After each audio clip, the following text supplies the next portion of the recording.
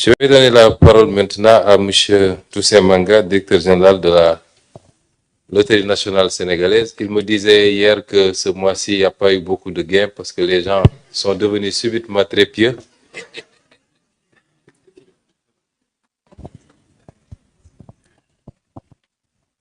Merci, Monsieur le Premier ministre, Messieurs les ministres, bonsoir à toutes et à tous. Concernant la Loterie nationale sénégalaise, depuis notre venue à la direction générale,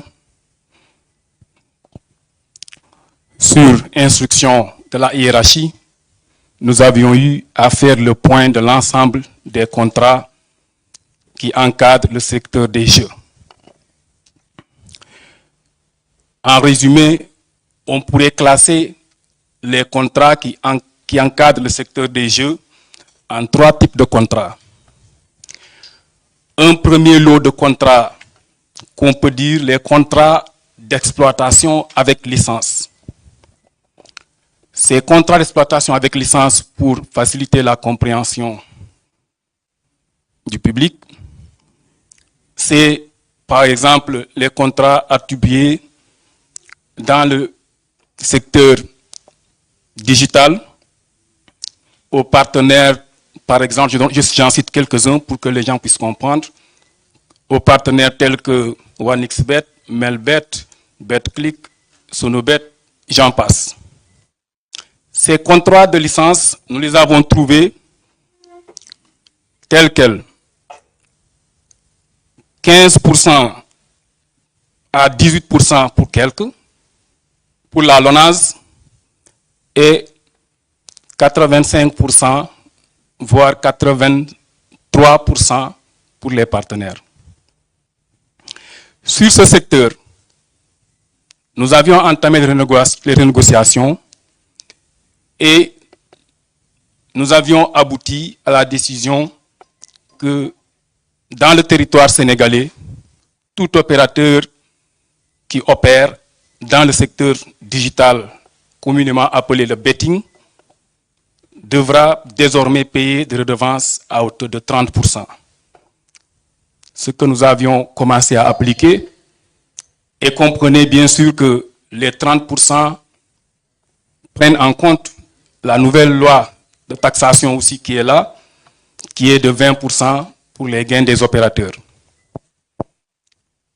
Et cela signifie que nous passons du simple au double en termes de redevances pour la LONASE.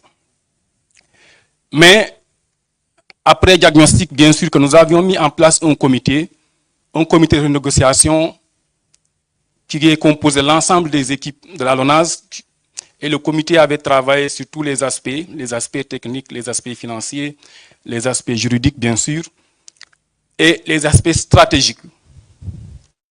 Depuis notre venue, nous n'avions octroyé aucune licence d'exploitation de jeux aux opérateurs. Nous avions pris l'option stratégique de passer au modèle de partenariat technique. Partenariat technique veut dire quoi? Que l'opérateur met à sa disposition l'outil à la LONASE, et c'est la LONASE qui exploite, moyennant une répartition de 75% pour la LONASE et 25% pour l'opérateur. Ce qui fait que ceux qui ont eu la chance, en tout cas, d'avoir des licences, lorsque leur licence sera terminée, ils pourront, s'ils veulent bien sûr rester, passer au modèle de partenariat technique, qui fait que la LONASE ne prendra plus 30% actuellement avec eux, mais ce sera 75% pour la LONASE et 25% pour le partenaire. Sur le deuxième type de contrat, ce qu'on appelle les contrats de partenariat technique, parce que comprenez qu'il y a le secteur digital où il y a les opérateurs, mais il y a le secteur physique, c'est-à-dire tous les jeux qui sont faits au niveau de nos agences, au niveau des kiosques, au niveau de nos magasins. Dans ce segment, c'est la LONASE qui exploite. Mais par contre, il y a des contrats de partenariat technique. Les partenaires qui nous provisionnent des solutions techniques. Et sur ce volet, les contrats étaient que c'était dans le chiffre d'affaires global, le partenaire était rémunéré à 18%. Nous avons entamé des renégociations et rechangé les contrats. Désormais, si on prend dans le loto, le partenaire qui était payé à 18% est payé maintenant à hauteur de 12%, ce qui revient à 88% pour la LONASE. Dans le secteur du pari sportif aussi, dans le réseau physique, le partenaire était payé à 18%, aujourd'hui il est payé à hauteur de 13,5%.